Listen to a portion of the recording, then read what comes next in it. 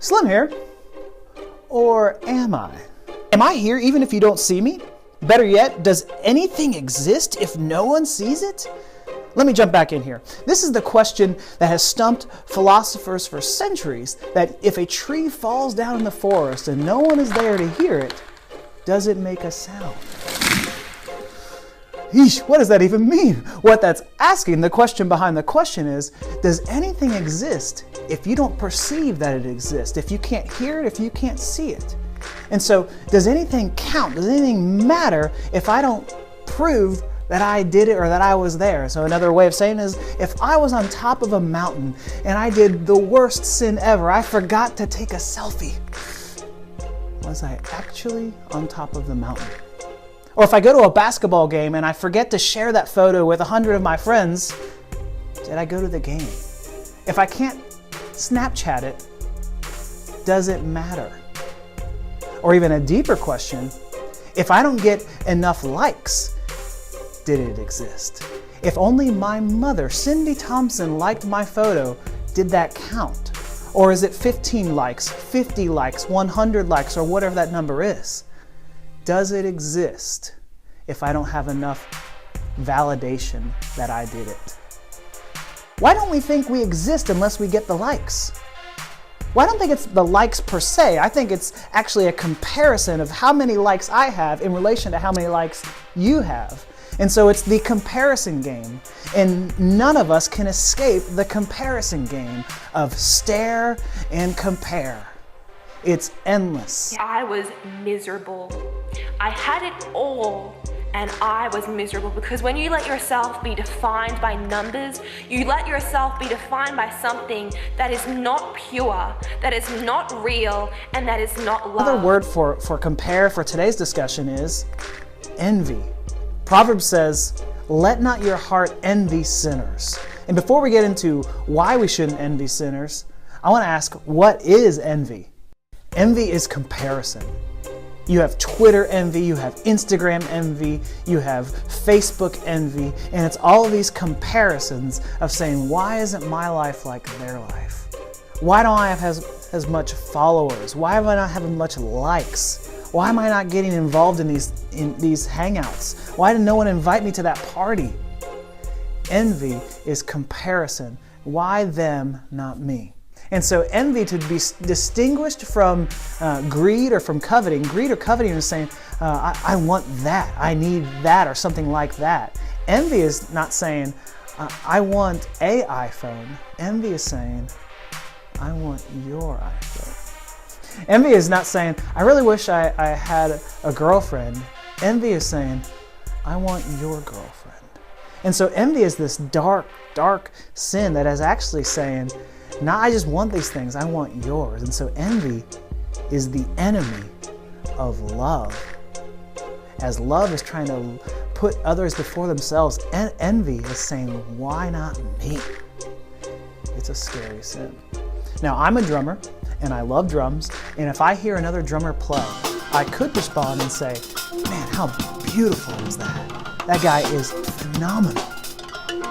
Or I could say, man, I hate that guy. Why does he get that amazing talent? Why can't I play like that? There is a way to enjoy the gift, and then there's a way to be envious of the gift. Lastly, there's reverse envy. Instead of being sad at someone else's happiness, reverse envy is being happy at someone else's sadness.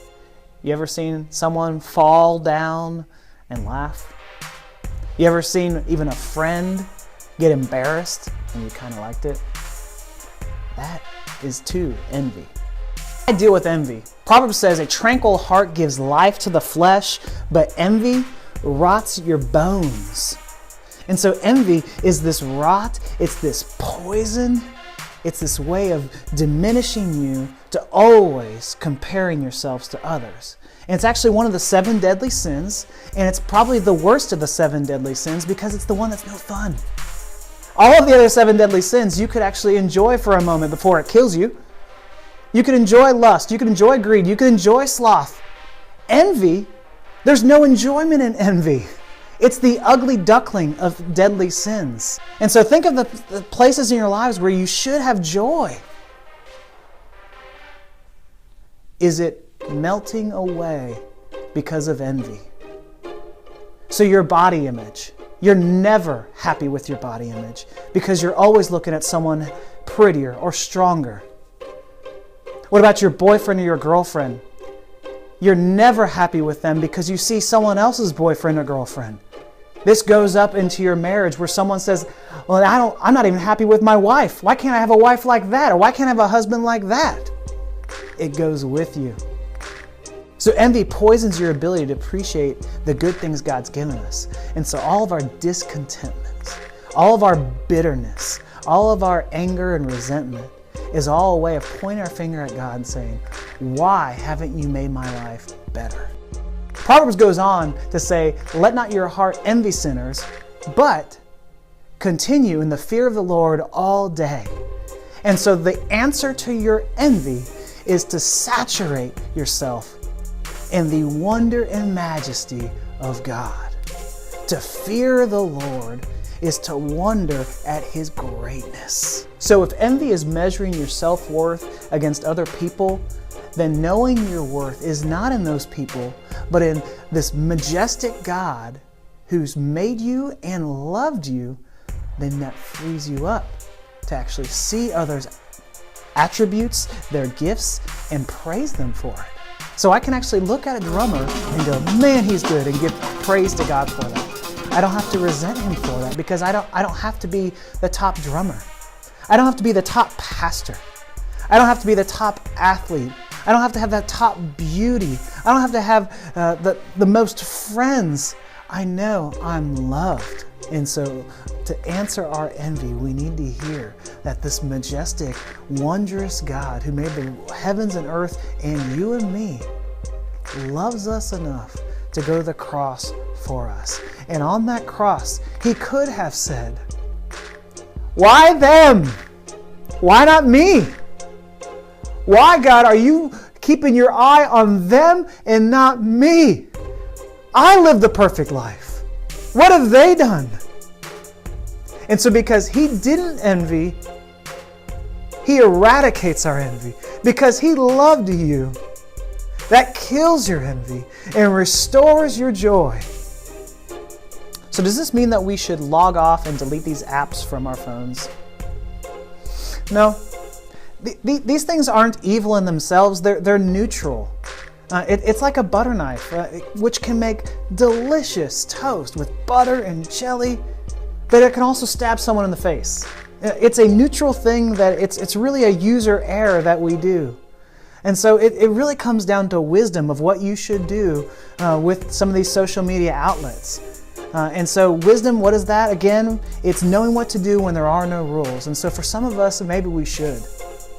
But for everyone, whether it's through an app or whether we're just staring and comparing at someone all day, we need to hear that God sees you. He hears the tree falling in the forest, even if no one else does. He sees you on top of the mountain, even if no one else does. He cares enough about you.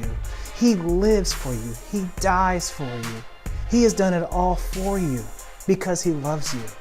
And so your worth is not in the likes. It's in the love.